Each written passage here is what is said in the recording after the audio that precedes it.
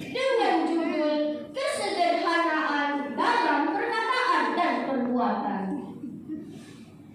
Allah Subhanahu wa Ta'ala menciptakan kita manusia dengan takdir yang berbeda-beda. Ada yang cantik sejak lahir, ada yang cantik karena perawatan, dan ada juga yang cantik karena filter Instagram dan TikTok. Takdir orang berbeda-beda. Ada yang lahir dan mati dalam keadaan kaya, dan ada juga yang mati-matian pengen kelihatan kaya. Di sosmed pamer barang mewah, posting rumah mewah, padahal hasil korupsi semua. Di sosmed kelihatan mampu, padahal hasil menipu. Di sosmed pamer mobil mewah, Rubicon, Pajero, sementara masyarakat mau beli beras dan minyak harus tunggu kupon diskon. Astagfirullahaladzim. Apakah boleh kita punya barang berlimpah? Boleh.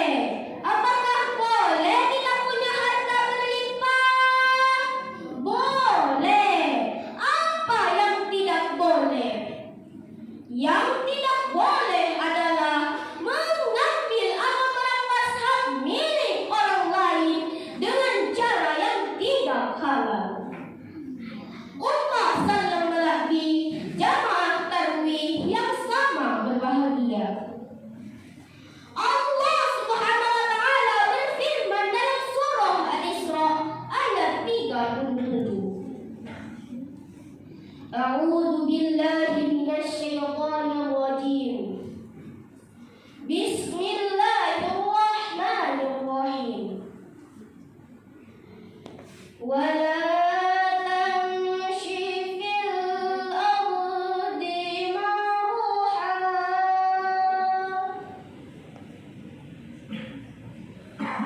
Innaka lan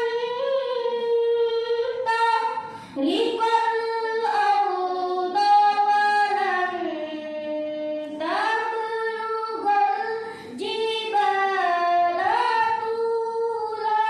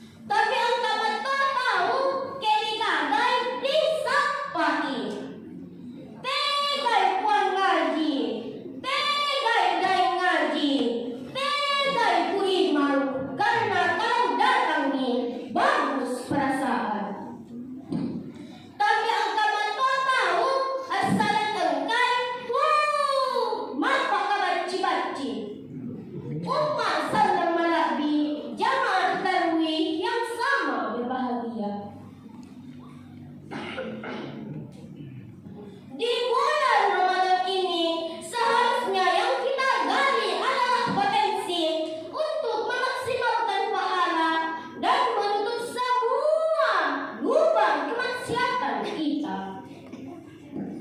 Sekecil apapun harta yang kita miliki, itu akan cukup jika kita pakai untuk hidup.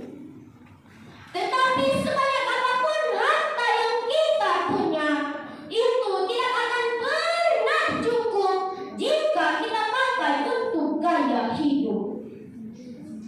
La in syakartum la azidannakum wa la in kafartum inna adabi lasyadid. Sesungguhnya jika kamu bersyukur, Allah akan menambah nikmat kepadamu. Tetapi bila engkau mengingkarinya, maka azab Allah sangat pedih. Surah Ibrahim ayat 7. Percuma pamer, percuma hidup berkelebihan, tetapi nanti bila kita kembali kepada Allah, tidak ada satupun barang yang bisa kita bawa. Mobil mewah tidak akan bisa mengantarkan kita ke jembatan Shiratal Mustaqim. Handphone mewah yang memiliki 3, 4, bahkan 10 kamera tidak akan bisa kita pakai untuk menelpon teman kita di dalam kubur. Tidak ada satupun barang yang bisa kita bawa kecuali amal baik di dunia. Sifat poros hanyalah milik setan. Kalau bersyukur, Allah pasti cinta. Umat